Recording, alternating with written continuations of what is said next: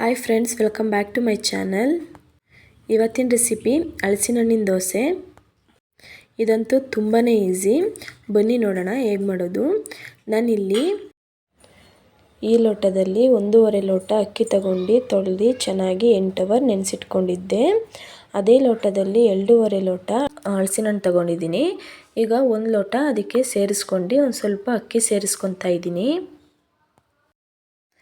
ಈಗ ಸ್ವಲ್ಪ ಬೆಲ್ಲ ಹಾಕ್ಕೊತಾ ಇದ್ದೀನಿ.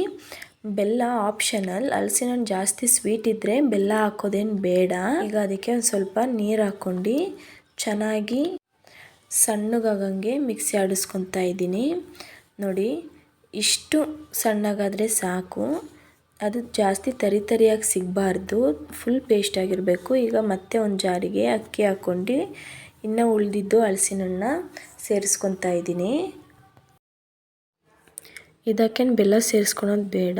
ಮೊದಲು ರುಬ್ಬವಾಗ ಬೆಲ್ಲ ಹಾಕಿದ್ವಲ್ಲ, ಅಷ್ಟೇ ಸಾಕು. ನೋಡಿ, ಇದು ಸಣ್ಣಗಾಗಿದೆ. ಈಗ ಇದಕ್ಕೆ ಸ್ವಲ್ಪ ಉಪ್ಪು ಸೇರಿಸ್ಕೊತಾ ಇದ್ದೀನಿ. ಉಪ್ಪೇನು ಜಾಸ್ತಿ ಹಾಕೋದು ಬೇಡ. ನಾನು ಇದನ್ನು ನೈಟೇ ಮಾಡಿ ಫ್ರಿಜ್ಜಲ್ಲಿ ಇಟ್ಕೊತಾ ಇದ್ದೀನಿ. ನೀವು ಬೇಕಾದರೆ ನೈಟ್ ನೆನೆಸಿಟ್ಕೊಂಡು ಬೆಳಗ್ಗೆ ಕೂಡ ಮಾಡ್ಕೋಬೋದು ಟೈಮ್ ಇದ್ದರೆ. ನೋಡಿ, ಬೆಳಗ್ಗೆ ತೆಗೆದು ತೋರಿಸ್ತಾ ಇದ್ದೀನಿ. ಈ ರೀತಿ ಇದೆ. ಈಗ ಇದಕ್ಕೆ ಚಟ್ನಿ ಮಾಡ್ಕೊಳ್ಳೋಣ.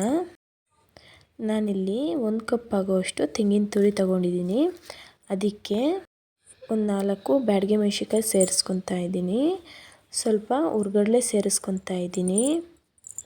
ಈಗ ಉಪ್ಪು ಸೇರಿಸ್ಕೊತಾ ಇದ್ದೀನಿ. ಸ್ವಲ್ಪ ನೀರು ಹಾಕ್ಕೊಂಡು ಚೆನ್ನಾಗಿ ಸಣ್ಣಗಾಗಂಗೆ ರುಬ್ಕೋಬೇಕು. ಚಟ್ನಿ ರೆಡಿಯಾಗಿದೆ. ಈಗ ದೋಸೆ ಇಕ್ಕೊಳ್ಳೋಣ. ಇದು ತುಂಬಾ ಸುಲಭ ಮಾಡೋದು. ತುಂಬ ಸಾಫ್ಟಾಗಿ ಬರುತ್ತೆ. ನೀವು ಬೇಕು ಅಂದರೆ ಬೆಳಗ್ಗೆನೇ ಮಾಡ್ಕೊಬೋದು. ನನ್ನ ಟೈಮ್ ಇರಲಿಲ್ಲ ಬೆಳಗ್ಗೆ ಅಂತ ಹೇಳಿ ಸಂಜೆನೇ ಮಾಡಿ ಫ್ರಿಜ್ಜಲ್ಲಿ ಇಟ್ಕೊಂಡಿದ್ದೆ. ನೋಡಿ, ಆಗಿದೆ. ಇದನ್ನು ಇವಾಗ ಮಗ್ಚಕ್ಕೊತಾ ಇದ್ದೀನಿ. ನೀವು ಬೇಕಾದರೆ ಒಂದೇ ಸೈಡ್ ಬೇಯಿಸ್ಕೋಬೋದು. 2 ಸೈಡ್ ಬೇಯಿಸೋದ್ರಿಂದ ಟೇಸ್ಟ್ ತುಂಬ ಚೆನ್ನಾಗಿರುತ್ತೆ. ನೋಡಿದ್ರಲ್ಲ, ಇವತ್ತಿನ ರೆಸಿಪಿ ಇಷ್ಟೇ.